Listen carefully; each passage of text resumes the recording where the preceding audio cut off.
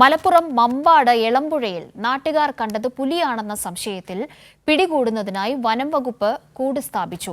വനം വകുപ്പ് പരിശോധിച്ചെങ്കിലും പുലിയാണെന്ന് സ്ഥിരീകരിക്കാനായിരുന്നില്ല. നാട്ടുകാരുടെ ആവശ്യത്തെ തുടർന്നാണ് കൂടുവെച്ചത്.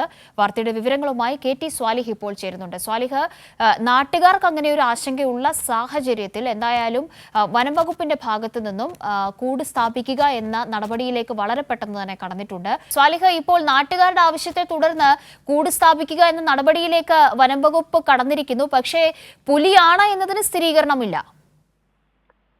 തീർച്ചയായും മമ്പാടിന് സമീപത്താണ് ഇത്തരത്തിൽ പകൽ സമയത്ത് നാട്ടുകാർ പുലിയെ കണ്ടു എന്ന് പറഞ്ഞത്. പകൽ 9:30 രാവിലെ 9:30 കഴിഞ്ഞ ദിവസം ബിനീഷ് എന്നയാളാണ് പുലിയെ കണ്ടു എന്ന് പറഞ്ഞത്. ഇതിന്റെ ദൃശ്യങ്ങൾ പകർത്തുകയും ചെയ്തിരുന്നു. പക്ഷെ അത് പുലിയാണോ എന്ന കാര്യത്തിൽ ഒരു വ്യക്തത ഇല്ല. ഈ ദൃശ്യങ്ങളിൽ നിന്ന് ഈ കാര്യങ്ങൾ വ്യക്തമായിരുന്നില്ല. പിന്നീട് വനം വകുപ്പ് ഉദ്യോഗസ്ഥരെത്തി സ്ഥലത്ത് വിശദമായി പരിശോധന നടത്തി. ഏതെങ്കിലും തരത്തിൽ പുലി ആ പ്രദേശത്ത് ഉള്ളതായി അല്ലെങ്കിൽ അതിന്റെ കാൽപ്പാടുകളോ അത് വേട്ടയാടിയതിന്റെ അവശിഷ്ടങ്ങളോ ഒന്നും തന്നെ കണ്ടെത്താൻ സാധിച്ചിരുന്നില്ല. പക്ഷേ നാട്ടുകാർ പറയുന്നു കഴിഞ്ഞ ദിവസങ്ങളിലെല്ലാം കൂടുതൽ നായകളൊക്കെ അപ്രത്യക്ഷമായിട്ടുണ്ട് ആ പ്രദേശത്തുണ്ടായിരുന്നത്. അത് പുലി ഭക്ഷിച്ചതാവാം എന്ന ഒരു സംശയം നാട്ടുകാർ പറയുന്നു. പിന്നീട് നിയമസഭയിൽ MLA ഇക്കാര്യം ഉന്നയിക്കുന്ന സാഹചര്യവും ഉണ്ടായി.